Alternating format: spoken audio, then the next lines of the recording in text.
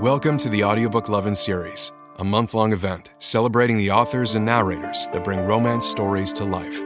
Listen along as Viviana, Enchantress of Books, interviews your favorite writers and voices, share special guest posts, and stay tuned for some special information at the conclusion of the episode. Hi, everyone. Today, I have the pleasure of chatting with author Lynn Raye Harris. Welcome to the Audiobook Lovin Series, Lynn. How are you doing today? Thanks. I'm glad to be here. I'm doing great. It's a nice sunny day in Alabama, so I'm happy. Yeah, it's nice and sunny here in Florida too. So it's until hopefully we haven't gotten a lot of rain, but we're not in our summer season yet. But it's a nice summer day. So thanks. Thank you again for being here. Why don't we start by having you tell us a little bit about yourself, how long you've been writing, and how you got started? Okay. Well, like so many people, I would probably say I've been writing forever. I mean, I wrote stories when I was a kid and, hoped I would get published one day. This was back when you had to actually send books to editors at publishing houses. There was no such thing as digital publishing. But anyway, my first book, we're going to fast forward. My first book was published in 2009 by Harlequin. I entered a contest in 2008 for the Harlequin Presents line. They were looking for new writers for the Presents line, which is this very Cinderella, billionaires. She's always, the heroine is always the kind of downtrodden Cinderella type, and she ends up with the big boss or the prince or the sheik or whatever, And so I entered the contest and they had like 600 entries and I won. And what I won was not a book contract, but an editor for a year, which was extremely helpful. And I sold the first book to them within about 4 or 5 months of winning the contest, because she worked with me. Back then, being able to talk with an editor was huge. And she called me regularly and we discussed the book, and she edited as we went, gave me suggestions and all. And so that was like taking this major leap forward. So anyway, I sold the book to them. I wrote 20 books for Harlequin in the Presents line. My second book hit the USA Today list, which was just fabulous. I was so excited. And then in 2013, I had this indie book that I'd written before I sold to Harlequin. Actually, it was a Golden Heart finalist, same year that I sold to them. And it never sold or anything. And the digital publishing had really taken off at that point. And I thought, well, what the heck? I had an agent and I had tried to get her to take it out, and she didn't want to for reasons, who knows what. But anyway, I self-published it. And I think it was 2 years after that. I published it in 2013. And I believe in 2015, I said, okay, I'm going full indie. And I left Harlequin. So that's how it happened. And the rest to say is history. Right? The rest is history. Yeah. It's interesting how many moons ago it used to be the whole goal was to get published by a traditional publishing house like Harlequin or Penguin and Random and all that fun stuff. And now basically you don't need that anymore. It's I think it's still kind of cool, and some people will still find it as a bit of a goal to at least have one book by them. Or be sought after. But nowadays, everything is indie and you have so much more control over. Oh, you really do. What you put. I mean, even everything from the timelines to the type of stories to the covers. I mean, everything you have 100%. Everything. And I'm the sort of person, I love having that input. I mean, I used to get frustrated with Harlequin over back cover copy. Yep. Or the covers themselves. Things would, or the title. I mean, they always change the title. And yeah, I would get so frustrated, and I just love being in charge of all my own stuff. But I will say, I mean, I give complete props to Harlequin for teaching me how to write a compelling story and get rid of the chaff. You know what I mean? Not just have 150,000 words of scene chewing, like as we get from point A to point B. I mean, Harlequin Presents are 50,000 words, and you basically have to write a very tight, emotional story in 50,000 words. And so I learned how to do that. Now, my books now are longer. I tend to be anywhere from 75 to 85,000.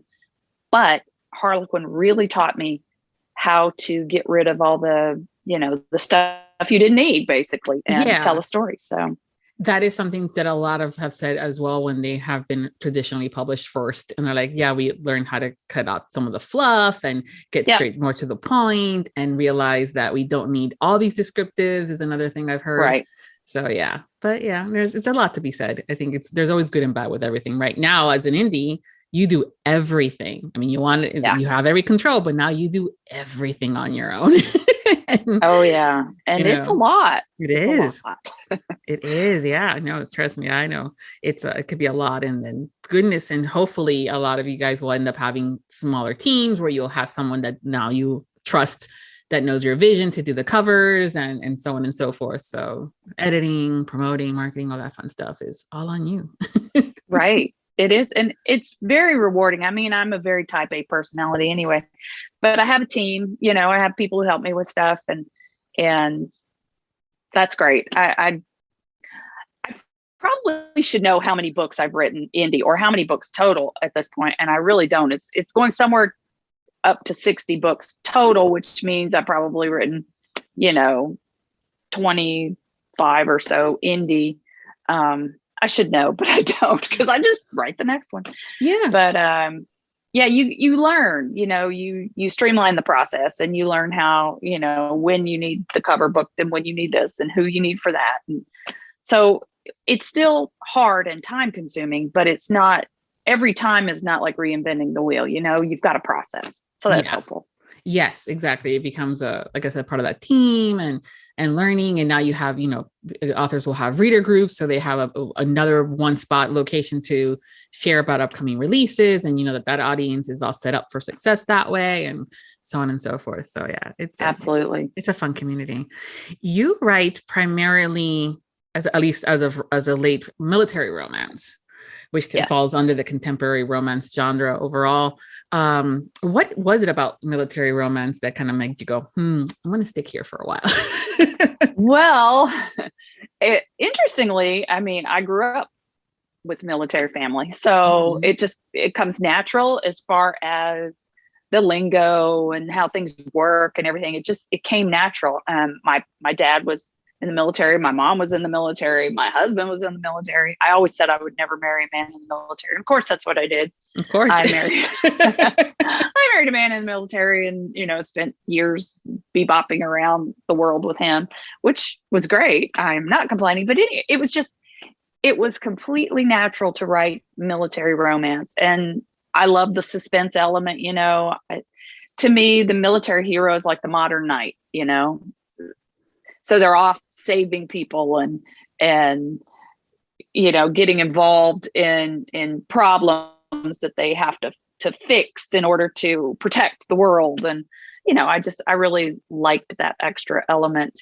Writing Harlequin was very fun and challenging, but that was the billionaire, and the Cinderella story. And these the military romantic suspenses, you've just got such a wide variety. You can have rich people, but then you also can have just the waitress down on her luck as the heroine. You can have a scientist, you can have whatever you want. And I really like that. And I like writing about the military because again, it's easier for me because the research isn't as intense. I mean, I live with a man who I say, hey, do you know if this, that, or this would happen in the military? And he's like, well, and so that's helpful. But I have a special ops team. I make up my own rules for them, which also saves me from really having to dig in and make it exactly, to military rules. So I don't do that, but it's just fun. I just enjoy the adventure of a good military hero on a quest. Mm-hmm.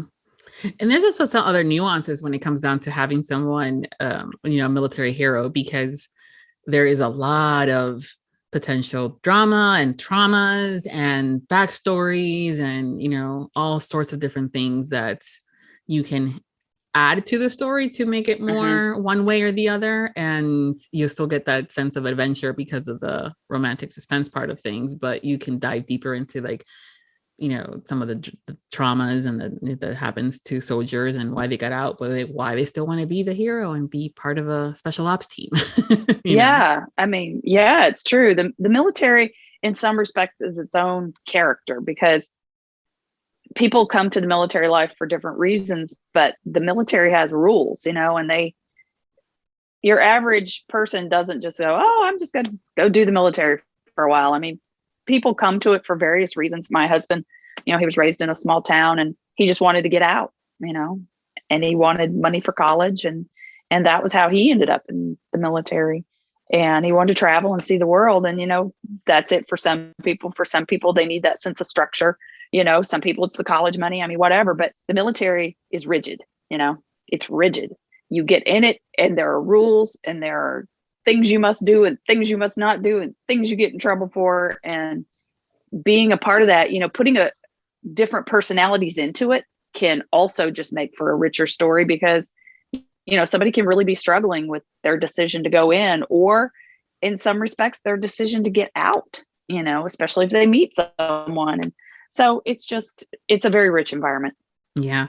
I always love the character sometimes where you kind of get surprised, like, you were in the military, because they're a rule breaker, or they're just, they always have a smart ass comeback of some sorts, or they're the jokester, and you're like, oh, you were the fun guy, but you got in trouble a lot, huh? Yeah. You would have got in trouble because you didn't like being told what to do. Yeah. Like, did you not do your research, buddy? Yeah. But sometimes those are like some of the most fun characters to read. At least for me, it's always been like, oh yeah, you were the one that was maybe the best at what you did, but you also questioned it and kind of did your own thing. Mm-hmm. Yeah. Those are always fun. I'm sure those are also fun to write. Do you ever kind of go there and say, what am I going to do to you? I mean, everyone's different. So I'm always thinking, what can I do to this person? And one character, this has been a few years ago, but I had one who his choice was jail or the military. The judge gave him a choice, jail or the military. So he ended up in the military. This was actually a novella. But yeah, he had a choice. He was in a motorcycle gang and he was headed down one path, and the judge is like, okay, dude, here's your choice. You're going to jail or you can join the military. Cause it was 18, Yeah. And he's like, well, okay, I guess I'll join the military, which of course changed his life and turned him into a different sort of person. He was able to channel all that angst and anger and everything he had as this young man in a motorcycle gang. He was able to channel that into doing something good in the military, and it changed who he was. Yeah. So those are always great stories. I always find it fascinating too, when it comes down to romantic suspense, how guns are blazing, bullets are flying by, and she looks at him and it's like, damn, you're hot. Yeah. Which in real life I'm going, maybe, I don't know. I don't think so. That would cross my mind at that moment in time, but hey, it's why we read romance, when it comes down to those kind of things. I attended a lecture once by a guy. This was when we lived in Hawaii, and he was a writing instructor, and he'd actually written this book, The Writer's Book of Wisdom. It's one of the, I'm looking at, it's a Writer's Digest book, but anyway, he had a guitar and he sang this song, and it was really funny, but it was all about how tense situations increase the likelihood of having intense emotions. So he talked about being on a roller coaster, and, like you're more apt to cling to the person you're with and have feelings for them if you're in a dangerous situation, which was really interesting. It's a psychological thing, and God knows I'm probably getting the whole thing wrong, but it was interesting. And I've always remembered that. So that's kind of part of why I think, in a romantic suspense, there's danger, but yet they're drawn to each other. Now, I never stop in the middle of the bad guys chasing them to write a sex scene. That's just, to me, that's silly. We're not doing that. But they can start to have those emotions and those feelings because the danger heightens every other emotion, which I think is fun. Yeah. No, yeah, I think it's one of those things or that's when that hero that has a comeback for everything busts out with a funny line as the bullets are flying by with her, right? Kind of a thing. And it's like, really, dude, really? But at the same time, it works. And then she's like, oh, smitten all of a sudden, because he can make her laugh, even in this such a kind of a scenario. Right. The bad guys are after us, but he made me laugh. Yeah. That's what I would say. That's that level of disbelief, but at the same time, you're like, yeah, that would work for me too, though. If I was getting shot at and rescued. I mean, a guy who is so confident that he can have the gun, the blazing gun in one hand, it's still hot from shooting at things, and he can make a joke. He can be so confident as to make a joke in the middle of this thing. I mean, that is pretty hot. But I have to say too, I've written some female characters that were in the military or mercenaries, and they're out there guns blazing too. So I give them, some of the same opportunities, I should say. It's not always the male that's the hot military person, but mostly because I think that's what readers of these particular stories like. But I'll sometimes make the heroine be their badass equal, Yeah. Well, I think that too. I mean, I like a strong heroine that's smart and independent. And even though she may be the one supposedly getting rescued, but can also keep up with him, is right. All of a sudden he's like, wait, you know how to shoot? Exactly. Because I think a lot of times the guys get surprised when the girl can keep up with the guy. And, those are some of my favorite characters have been whether it is shooting and knowing how to handle a gun or being able to keep up with him in his smart ass for comments and stuff like that and the jokes, or being able to get the car to start without the key. Exactly. It's always nice when she's got some little thing to add or major thing to add, and she's not just the shrinking violet waiting for him to get her out of the situation, which that can be fun too sometimes. I mean, sometimes you just want the guy is taking care of everything and he's going to rescue her. And that can work early in a book too. And then by the end, maybe she now has a badass skill of her own, so it's part of her growth process. Yes, exactly. I always I think just one that I read where it was like that. She was a damsel in distress at the beginning. And then somehow it happened again where she got kidnapped or something. And he goes, okay, it's my time to save her. But by the time he got there, she was already rescuing herself. And it was part of her growth. And she learned a couple of things. And he's like, okay, I'm good with this. Yeah.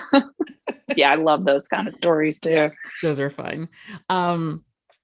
Even though you've written other genres, is there a subgenre within romance that you have yet to write in that you're going, perhaps this is my next, adventure? Oh boy. I mean, as a romance reader, of course, I love so many things. And I've been reading the fantasy romance, which I have no plans of writing that. But it's funny. My initial books that I loved as a young adult were fantasy. I mean, I started with Harlequin romances, and then I went to fantasy like, The Lord of the Rings and things like that. And ended up reading the Robert Jordan books when I was young, and loved those, the Wheel of Time stuff. And I'm like, oh, I could never do this. I could just never do this. And so now it's very interesting to see fantasy romance be so big. Yeah. But I still have that voice back there. It's like, oh no, you don't want to invent a world. You don't want to do all this. This takes time. You don't want to do all this. But I think if I could, if my mind worked that way, if I didn't just love it, if I also was making up those stories, I think I'd want to try that. But I really don't think I will. Other than that, golly, I don't know. I mean, I like the small town contemporaries, some romantic comedy. I've had ideas for stuff like that as well. But right now I'm just pretty happy in my military romantic suspense. And also I'm getting books back from Harlequin. So I'm re-editing those and putting those out. Those are more obviously the billionaire, no suspense really. But those are fun too. Yeah, we love a good billionaire. Yeah, absolutely. I mean, they're so popular. They've been popular forever. And it's kind of funny to see some of the writers who've been very successful in the indie world that didn't realize that Harlequin Presents was a thing and had been around for decades. It used to be millionaires, but then turned into the billionaires. And they've always been popular. They will get into that trillionaire aspect of things. Yeah, exactly. Well, might be sooner rather than later. We're going to have trillionaires in our stories. Mm-hmm. Yep. The other thing too that I think has been happening more so within the past year, maybe 2 years now, has been that it seems like the listeners and the readers are more into the tropes of the story versus the genre so much as well. Usually used to be the whole like specific genres, and that was it. It doesn't matter if they were what the trope was. They just wanted that, paranormal or romantic suspense and so on and so forth. But now they're more like, oh, I love me a good friends to lovers, or, or enemies to lovers and things like that. Is with your books being more military style, you do have these different tropes at times, but do you have a favorite type of trope to write within your genre? I try to vary it because I like so many different things. Like right now, I've got an instant single dad that I'm working on. I'm finishing up now. He's an instant single dad because he inherits a baby, and well, not a baby, a 2-year-old. He inherits a 2-year-old and needs a nanny. So, we have an instant single dad, and this is a military romance. He's a special ops guy. He's got stuff to do, but he's inheriting a child. So we've got the instant single dad. Yeah. And then we've got the nanny coming along. So, and of course she has to live with him. So it's a cabin romance. I think that the cabin romance works really well in romantic suspense. I like a friends to lovers. I like an enemies to lovers. I like best friend's little sister, or, things like that. The forced proximity definitely does work for romantic suspense. Forced proximity. Yeah, absolutely. And in my books, they always end up in forced proximity in one way or another, because you have to be. Yeah. I mean, it just, if I can just knock on your door and hang out for a little while and go back home, where's the sense of danger, right? For danger, I must protect you. We've got to be in the same, we have to be in the same house or the same car or wherever it is that we are. I like this worked really well in Harlequin, but it still works in military romance too. And it's that surprise baby thing, which we know modern women, we understand how birth control works. I mean, we got this whole thing, but a surprise baby works remarkably well in romance. Because what are they going to do, And so. Yeah. Or too, sometimes it's one of those where it was in the heat of the moment and stuff happened. And even though there was, birth control, sometimes things don't always work out. And that's how life works, because nothing is 100%, protectiveness. And then to find out later, like, oh yeah, who's that kid? Yeah. Exactly. So either, I've written a few, not just in Harlequin, but I've done it in my romantic suspenses as well. And I've had she shows up a few years later with the kid for reasons. I try to make the reasons very good, because I know that could be a hot button for some readers, is why didn't she tell him? And I understand that. I mean, it would not be fair in real life to just go off with the kid and not tell someone they had a kid, but there were reasons. I've done that. I've done where she shows up and she's pregnant, or one I did, the sister of the woman who had the baby shows up at the hero. He's a Navy SEAL, shows up at his house. She's like, this is your kid. You need to do something about this, because the sister had run off and left her with the kid. And, you got to go through that. He's like, that is not my child, because he knows better. But then you've got these two getting involved while they try to sort out whose kid it is. And, that was a really fun one to write too. And it turns out she knows nothing about children. He was the oldest of 6. Oh, so he can diaper a baby. He can do everything. So he's like, come on, I'm going to give you some baby 101. While we sort this out, I will happily do a cheek swab. This is not my child, So anyway, that was a fun one. I like stuff like that too. Yeah. And you can put anything in romantic suspense and make it work, really. Yeah. Sometimes those are when the guy steps up and it's not even his kid and he steps up to it. Yeah. It's always like, aw. Yeah, exactly. I'm going to help you out, little lady. Yeah. I'm going to help you out till we get this sorted, because it's a little baby. Yeah. It's not its fault. This is funny. It's not the baby's fault. And I don't have children. I've never had children. And so why I write this one, this kind of story, I don't know, but readers love it. I enjoy it. I'm kind of like the heroine who doesn't know anything, although I've had friends with babies. So I've learned, but I'm like Googling sometimes, when when do babies start to talk? I have to Google it. It's funny. Like I'm doing the 2-year-old now and I'm like, how many words do 2-year-olds say? I have to find out because I don't really know. So that's kind of fun too. Yeah, I know I've kind of gone off on a tangent here, but no, you're fine. No, it's good. I think we all have, again, because we all have different histories as listeners and our own personal experiences. Sometimes having that surprise baby can be a bit of a trigger for some readers, or it can be totally unrealistic. Or how you said, you're like, how dare she not tell him? And it's just how what we like to read, and sometimes.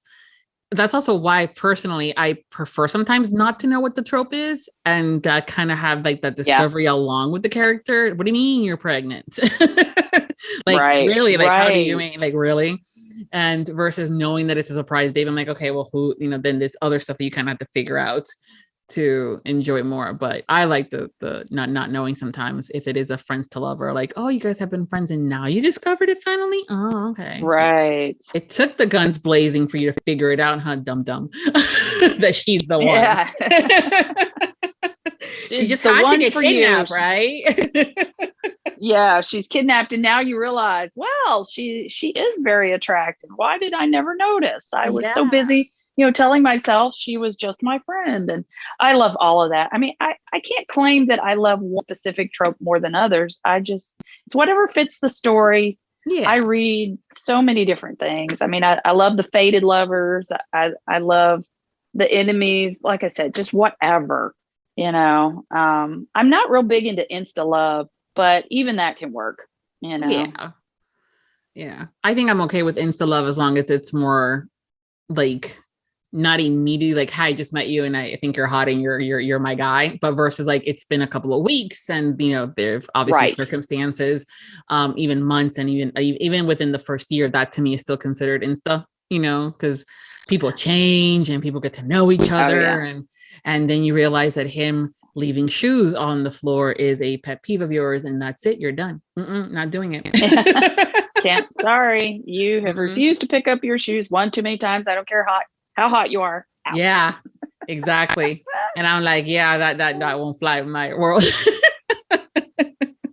That's funny though. By your definition, I would say all of my books are insta love because they all happen very quickly.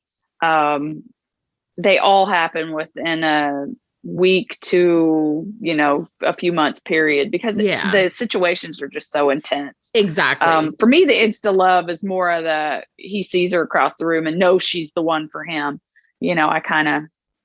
I need more reasons than that, but it can be done very well. Yeah, it can be. And I think that's also where I am okay with that insta love of across the room, more when it's like a paranormal, because there's some form of maybe other elements that's like, how do you know? Like, you literally just saw them. And it's because one of those, depending on the species or the shifting or whatever, you just know. I'm like, well, okay, fine. That's more acceptable. More contemporary styles. I'm like, dude, smack him across the head and wake up.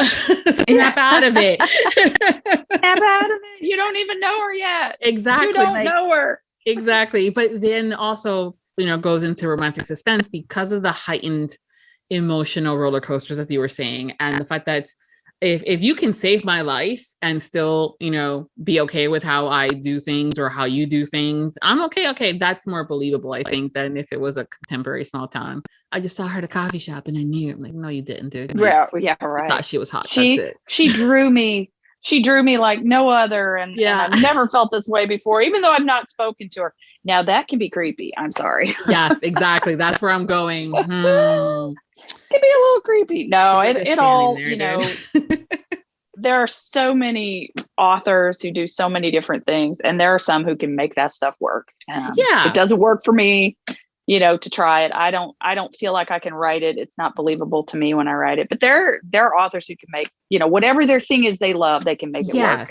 And that's what's so great about this genre. Something for everybody. Exactly. And so that's, even though it may not be my thing, my cup of tea, I know someone else that does. And so I'm like, hey, you've got to read this because it's totally up your alley, and that's where, again, I love romance so much, because people have discovered that they may have a fondness for baking goods, because the hero or the heroine has a bakery, or that they want to travel to a place because it was described in a book, or that, they have a special kink that they did not know about because they discovered it in the book. So it's all fun stuff. Or like, hey, maybe I do want to go dirt bike riding because, in this romantic suspense, that's what he did.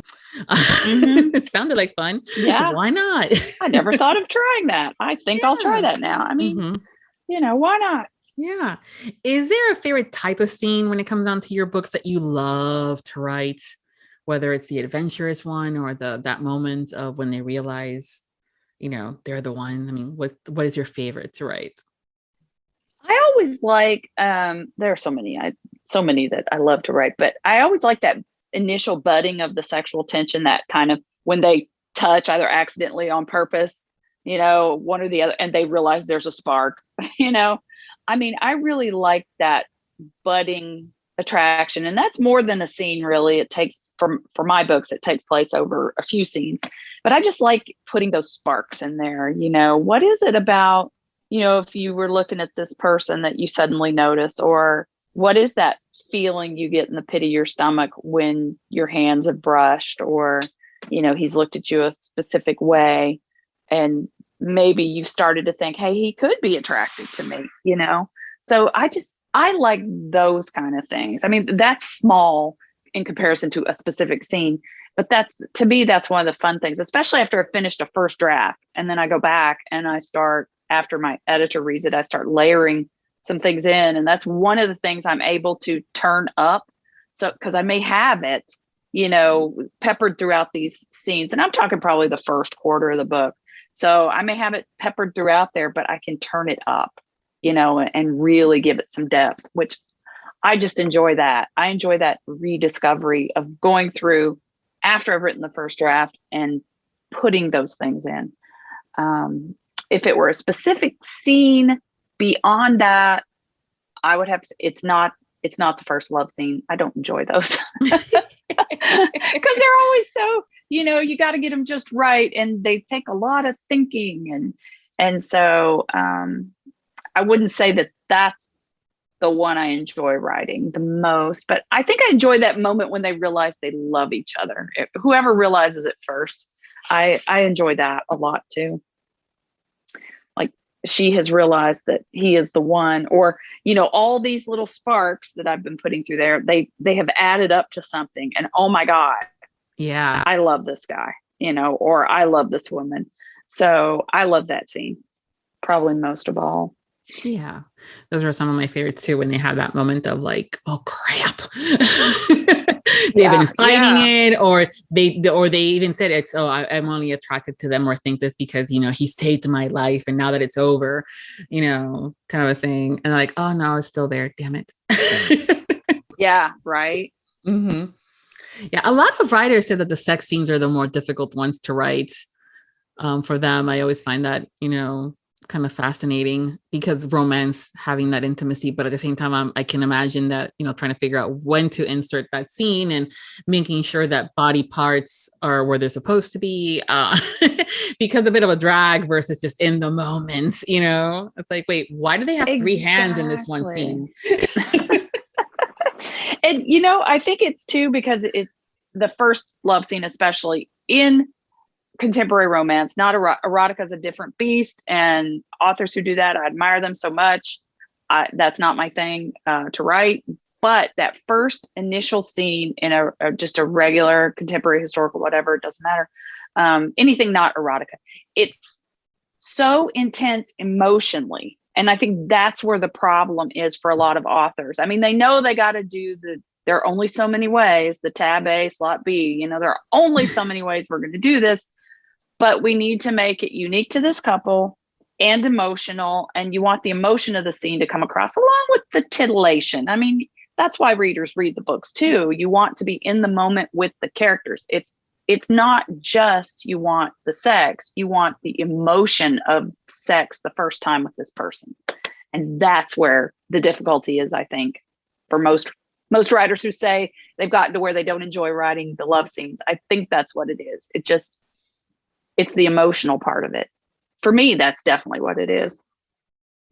Yes, having that layer of, okay, how are we going to, because as you said, A and B go together sort of thing, but it's like writing to that specific couple and the situation, the scenario or the situation. And then, oh yeah, it's a lot. But then when it happens and we finally get that final product, we're like, girl, you did.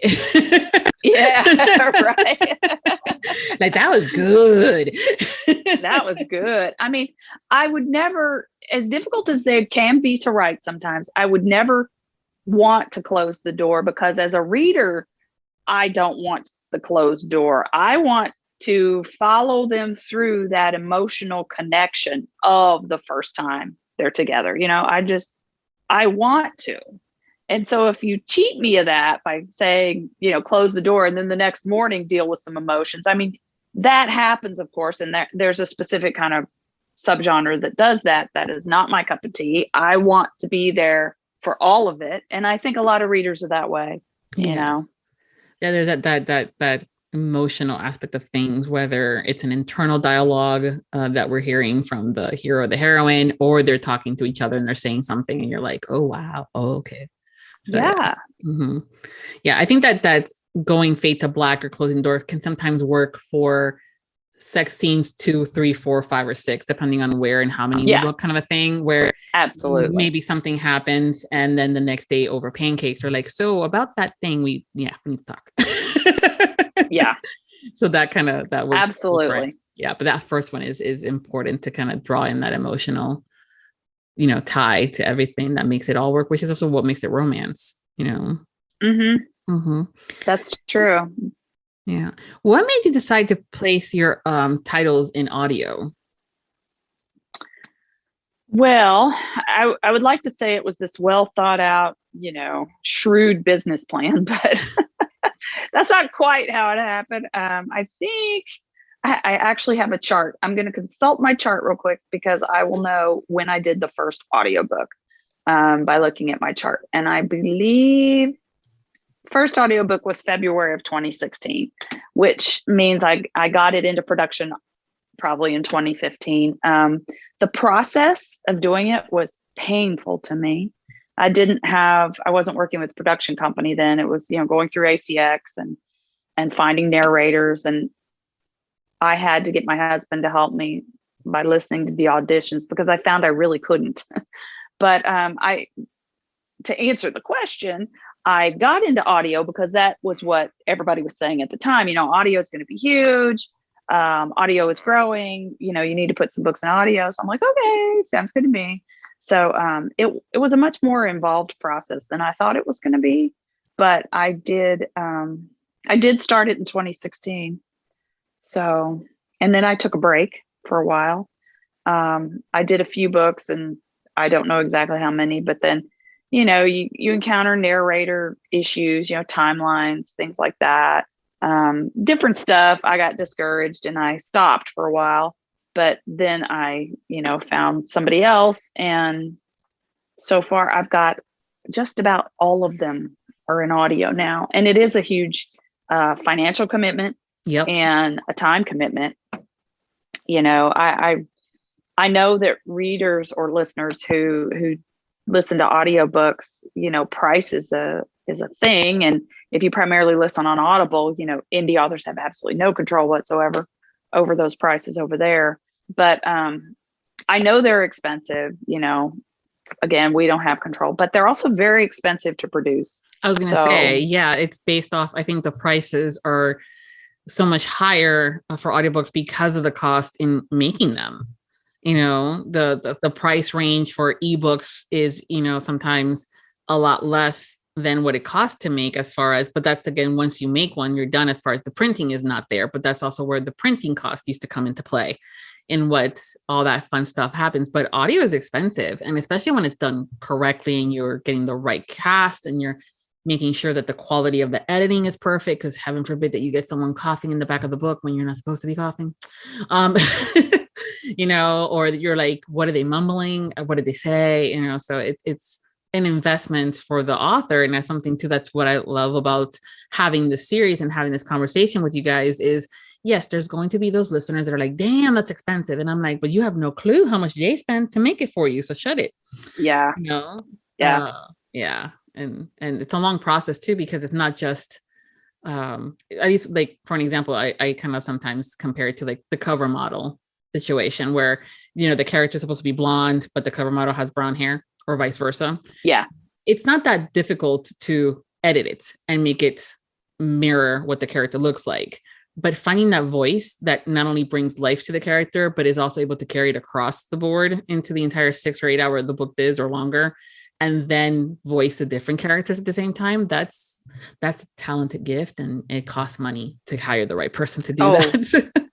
Absolutely. I 100% agree. And I don't know if you were going to mention the Google AI or anything, where people can now get books read by their AI. Yeah. Maybe see, here's the thing. I will say that's things like maybe a cookbook. I don't need to have the emotion there. I don't need to have and now slice the cilantro, Yeah, exactly.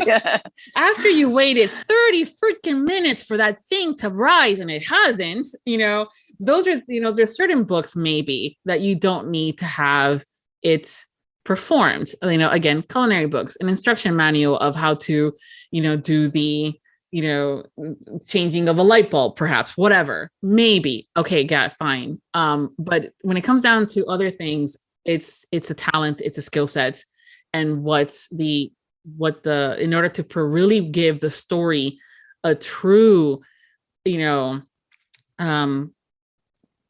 translation, added bonus, bringing it to life, however you want to call it, to give it that extra oomph, you have to have it be a real person that is providing that aspect of tones and voices and accents and just the emotional behind it. That whole yes, I absolutely agree. Yeah, that whole thing like, well, wow, a bullet just flew my head is not the same thing as, wow, a bullet just passed through my head, Exactly. I mean, the Google AI is pretty amazing, and the different choices it gives you. I wouldn't listen to them, not because I would consider doing it. I will say upfront, I have not considered it. I am not doing it. I value audio narrators. I think they're incredible, and it is the emotion. The AI is going to read dialogue the exact same way they read the paragraph of description. I mean, it's not the same thing.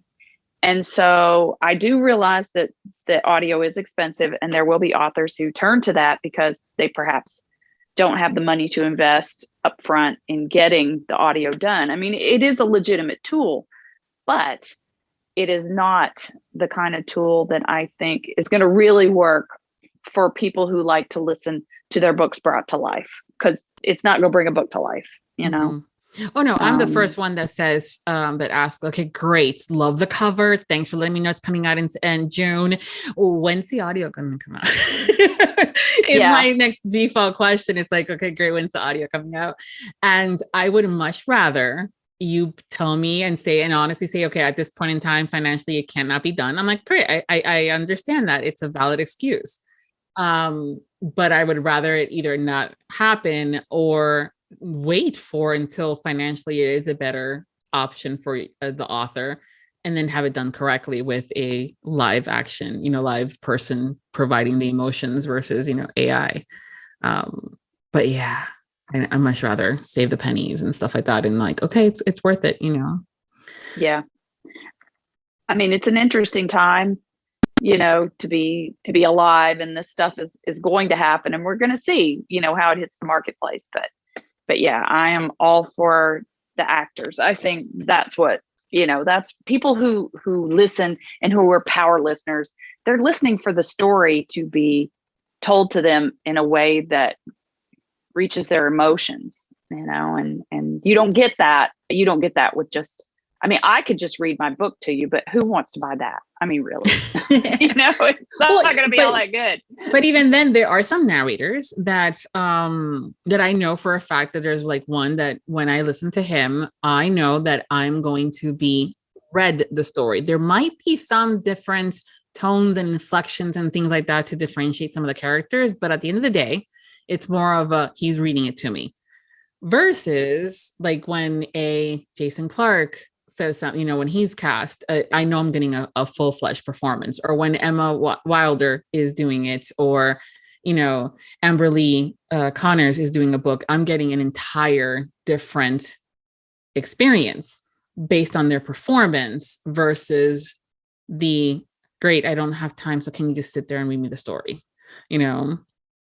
Yeah, there's a different like whoo moments there too, like, okay, I've been wanting to listen to this book, so I'm gonna have him read it to me because I this girl's busy, versus I'm gonna get the whole like almost like watching a movie in front of me scenario. So yeah.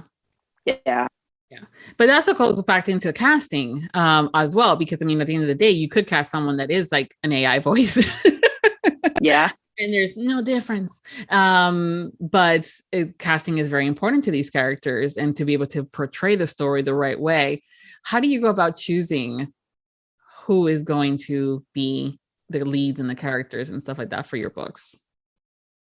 Okay, well, when I first started doing audiobooks, I needed help with the auditions because I'm one of those people that has a hard time hearing my words read back to me or even acted back to me. I had a hard time. I don't know why. Some people do. Some people are like all into it, and some people are like kind of cringy.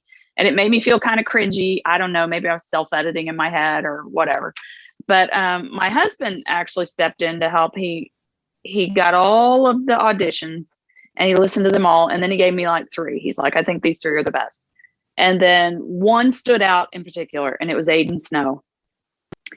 And I love his deep voice. I loved everything about what he had done in the sample. And so we cast him for several books. And then for various reasons, he got busy, things happened. I stopped doing audio for a while. And when I came back to it, I thought, I need a production company that's going to take care of everything for me instead of working with the narrator, directly, which I had no problem working with Aiden Snow. He's fabulous. But again, he had to get the producers, and then he'd send the stuff and my husband would proof it.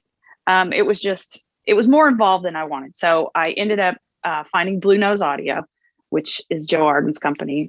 People probably know that. And Joe has been amazing because I said, hey, I want to do these books. I want to catch up some of the books in the backlist, and I've got this new series I want to do. And what do you think? And he's like, well, okay, here's who I recommend. And he would send me a list, and I could go listen to the voices, and then I get to choose, or I can say, I like these 2 best. What do you think? So he helps me. He gives me choices. He helps me determine. He has been very much a part of the planning for the books. And the first book I did with him, he actually narrated it. So I thought that was great. He's like, yeah, I'll do this first one. And he's done 2 of them for me. But then he helped me, like I said, he helped me cast people. And we went to the duet narration, which I've enjoyed doing. Some of my readers are like, I don't know, I want the same voice all the way through. And then a lot of people are like, woohoo, I love this. I love the 2 point of view and all that, which is great, But I listen to the samples of who he sends me. And sometimes I'm like, I think that person sounds too young for this character, or too bubbly or whatever. And so we'll try something else. But I am involved in the process. Good. Yeah, I think working with a production company is always a good thing, because they handle the editing, or they have a team that manages stuff like that, and that's one less thing that you guys have to worry about. I know there was some production companies, proofing is included, and then some authors will still say, thank you for including the proofing, go ahead and do it, but I'm still going to listen to it one more last time. Yeah. And I think that's important, because sometimes the proofers do miss stuff, and things like that, and just to have it. But I do prefer it when the authors are more involved in the casting, because they're the ones that know the characters the best, Yeah. Versus, he's 30 and he's gruffy and he has a growl. Right. I mean, I can get you a voice that sounds like that, but I don't know, unless you tell me, of course, that he might need a good comedic timing, because he's a smart ass, and a sarcastic guy too. So there's something in that tone of delivery that you have to know. And some are really great at it, and others are okay, and others are like, that's the second nature that they are. So it comes natural to them to be the snarky, sarcastic guys. So same thing with the heroines and being able to do that.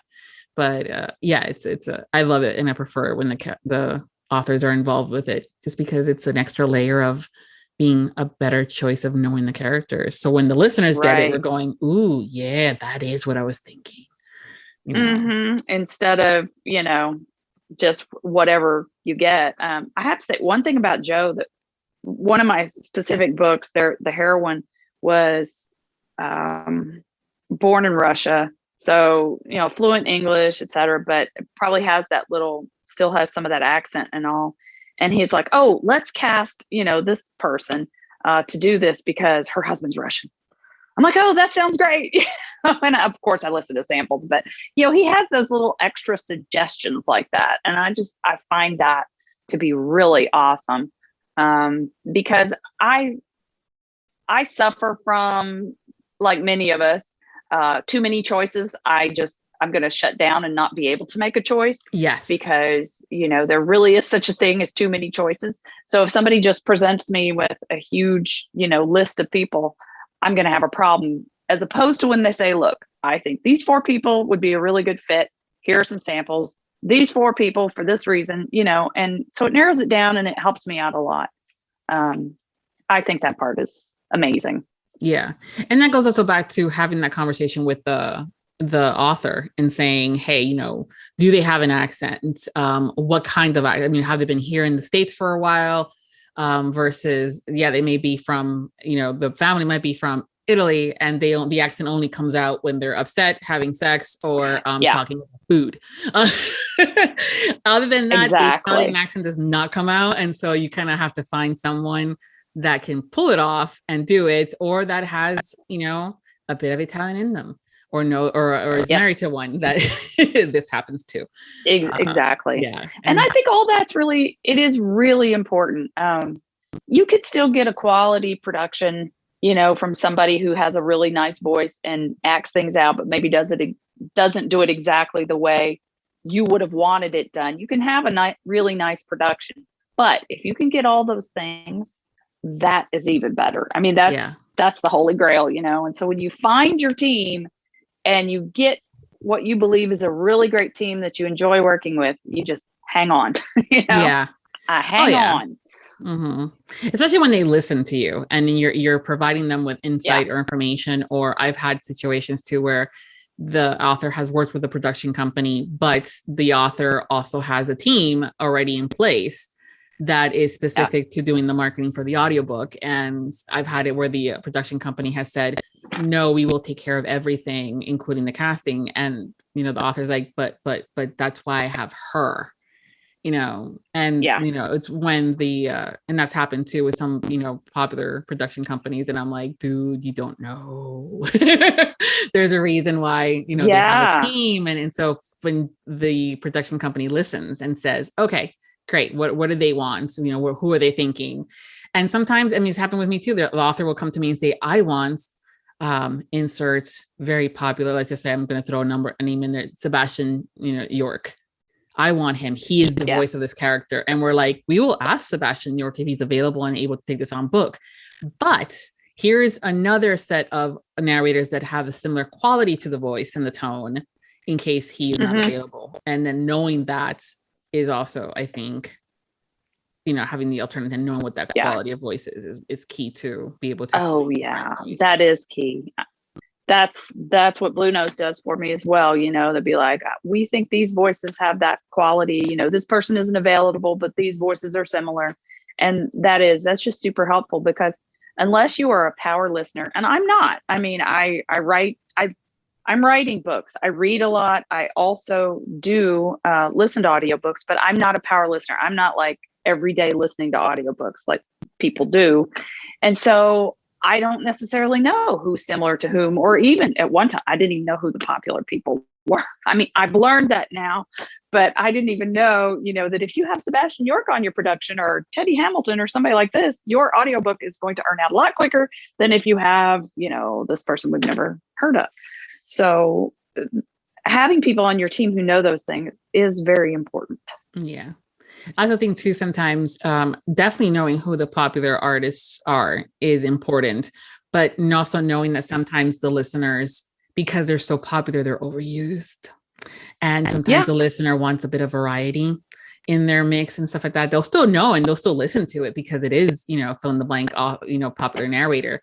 But even for me as a power listener, I will not pick up a book sometimes because it's the same narrator over and over and over and over and over. And they're great. I'm not taking anything away from them. Maybe you still hear that person's voice as this other specific character in another book. And so you can't make that switch. Yes. I just listened to a book with this guy and he was fabulous as this character. Yeah. I can't now go listen to him be someone else. Yes. Or even sometimes when it's the same author. And so it's part of a series. And I'm like, but he was so good as the first hero. And now my brain does not compute. And that sometimes happens. And that's where I think having that team that is, able to help you out with that and getting the different voices in and also knowing about marketing too, and saying, okay, yes, we know that this is a popular narrator, but the heroine, if we get this narrator and then maybe get a newer guy, it'll still even out at the end and still get popular. Plus that newer guy is really good and up and coming and stuff like that. So that's always important too, to kind of have that balance too. That I think some production companies are starting to realize that as well, that they don't need to have the same people over and over again to make the book sell. So that's always a good thing. It's a good learning. You don't.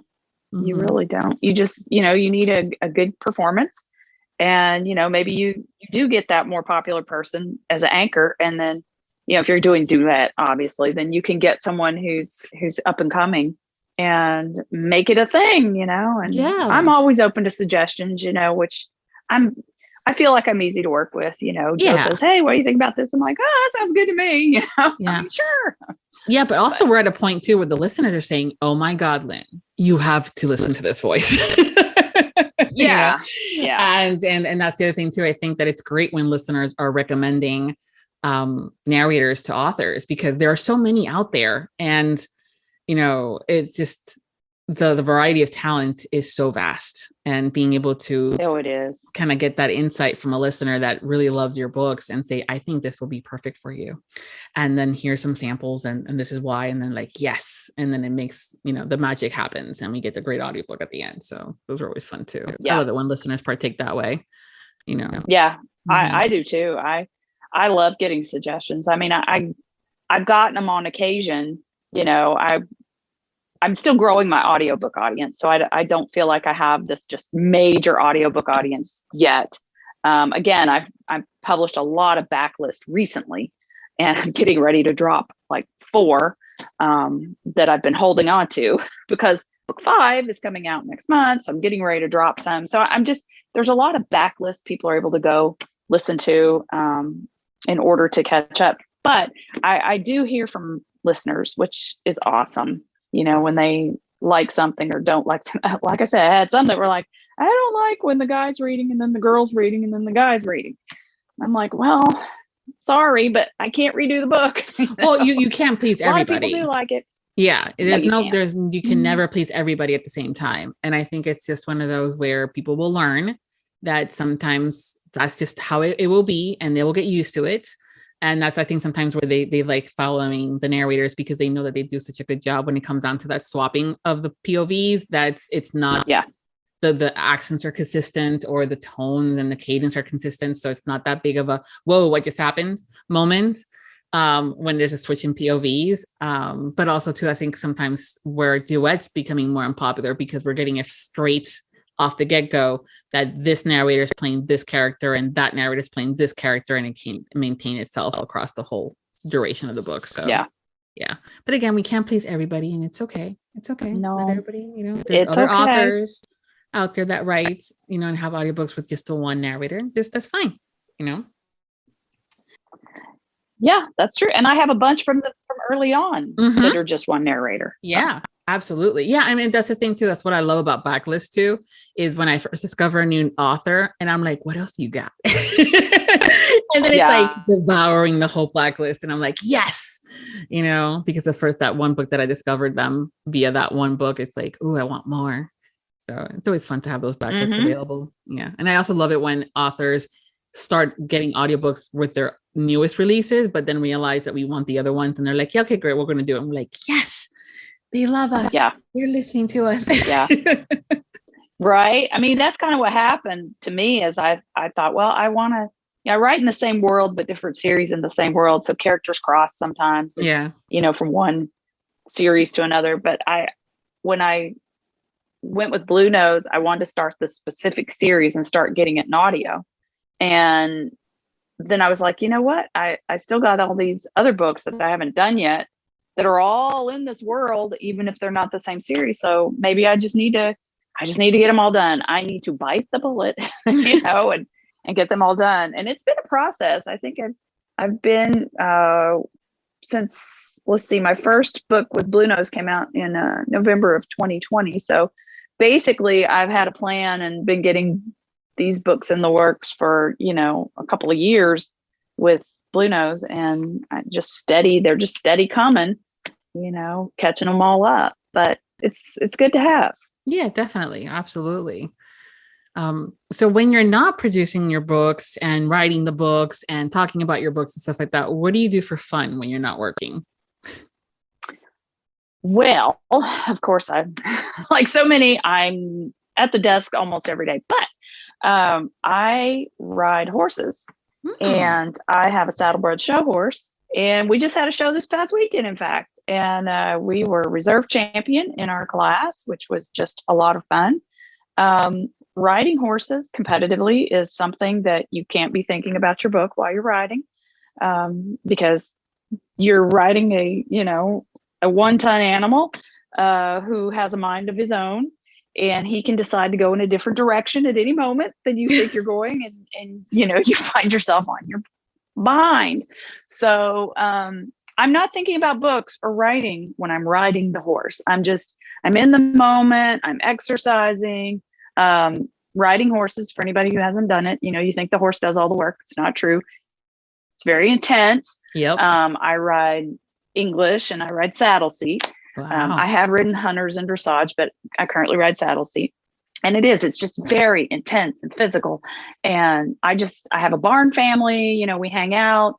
It's all about the horses. We get lunch together, we've got horsehair all over us, and we go to the local diner, and we sit off in the corner because we're the people who smell like horses, and it's really great. It's great to have something different that clears my mind and gets me with people who are not involved in the author world. Yeah, the work stuff. Yeah.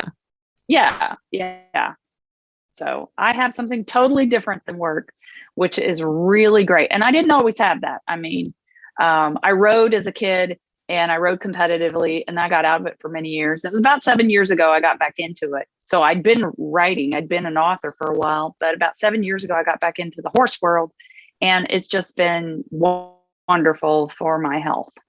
Awesome. So it's mental health, physical health.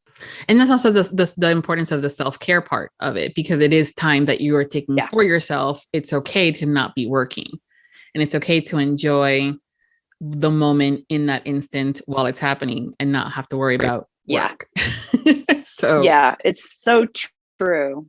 It's so true. And I think that's why riding horses is so good, because you really can't think about something else. You could play piano, which I actually take piano lessons. I'm not any good. I've only been doing it for a couple of years. It's just something I always wanted to do.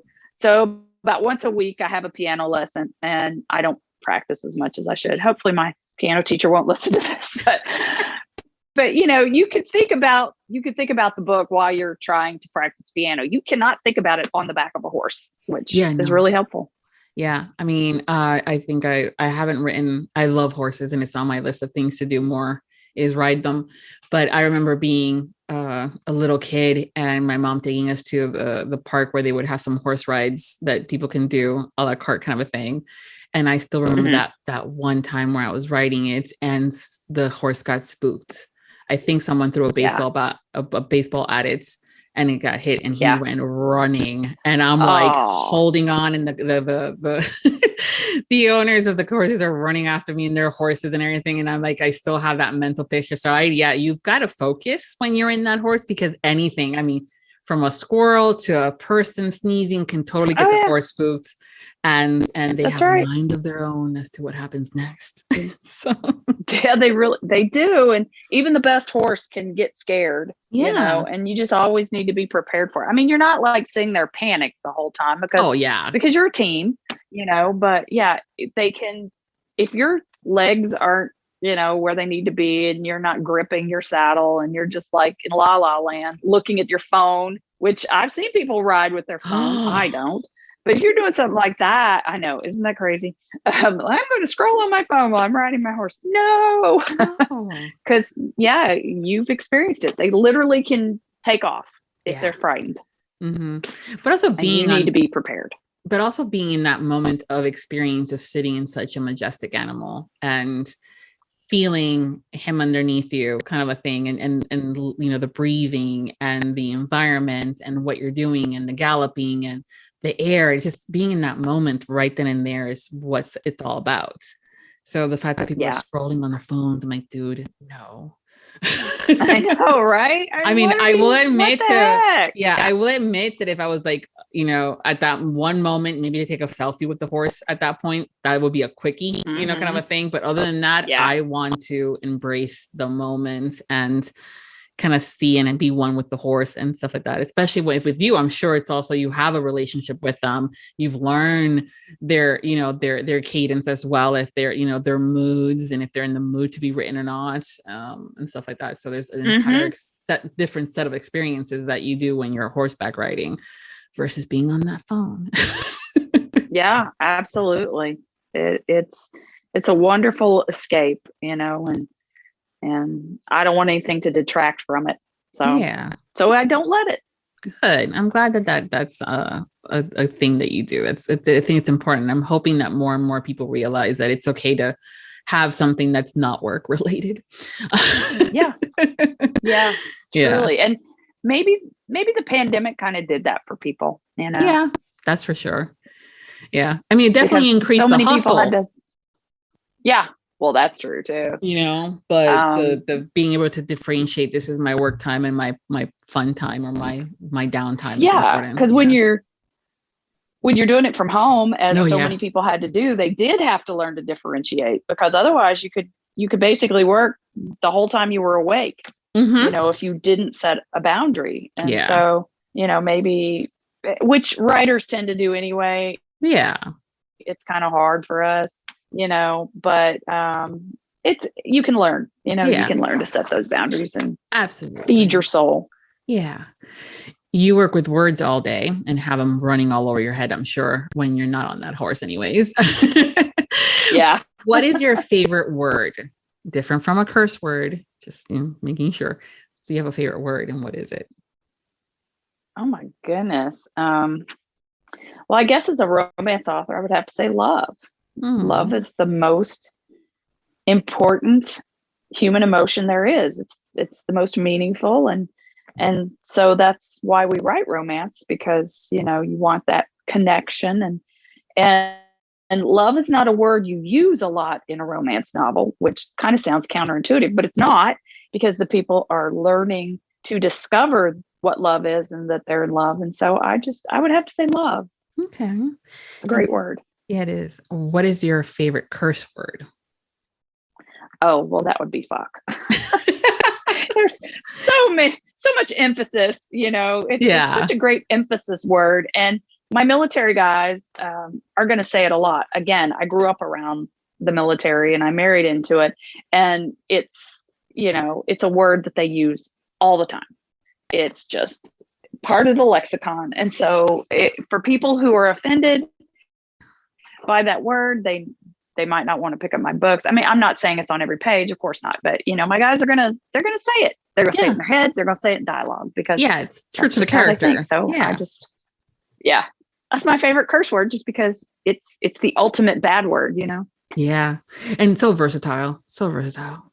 Yeah, I mean, it can be used angrily. It can be used happily. It can be used in surprise. I mean, there's just so much to it. Yeah, exactly. It's definitely something that's very versatile, which it's one of the reasons why it's also one of my favorites. But it's a fun one. Yeah. So before we go, what can you share with us that you're currently working on, or what's coming up next for you?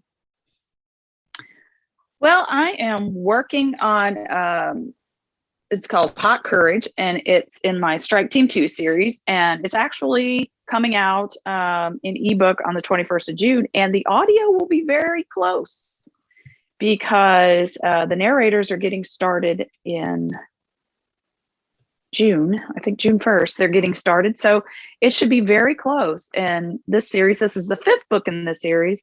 And I've actually gotten the previous 4 as part of my backlist. I just got them in audio and I have not released them yet, but I'm getting ready to drop them this month so that people can get prepared. So these 4 this month, and then in June, they should have Hot Courage. And I'm also getting ready to drop Blackmail was my last book in late March in my Black Bandit series, but the audio was lagging. I have it. I'm getting ready to drop that too. So I have like 5 audiobooks coming in the next, by the end of the month, probably, and a 6th at the end of June. Sweet. Yeah. That's awesome. Lots of fun stuff waiting for us to be able to grab and listen to. So can't wait. I'm sprinkling audio like flower petals at a wedding, I'm just dropping it out there. Yeah. I mean, trust me, the way that we're devouring it, it's one of those, like, it will get picked up. No worries. Yeah. For sure. Well, thank you for sharing that. And thank you for being part of this year's Audiobook Lovin Series. It's been so much fun catching up with you. Thanks. I've really enjoyed it. I appreciate the invitation, and it's been a great conversation. Thank you. Yes. And everyone, thank you for hanging out with us today. And we hope you've enjoyed this chat as well as the series.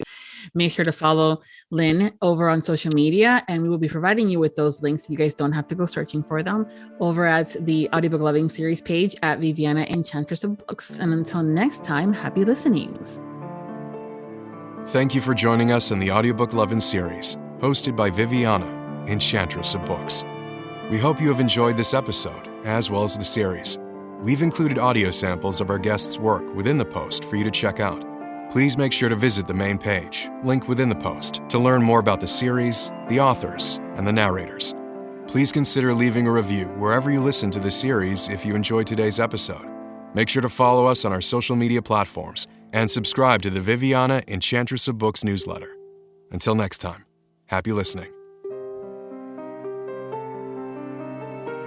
Audiobook Lovin hopes you've enjoyed this program.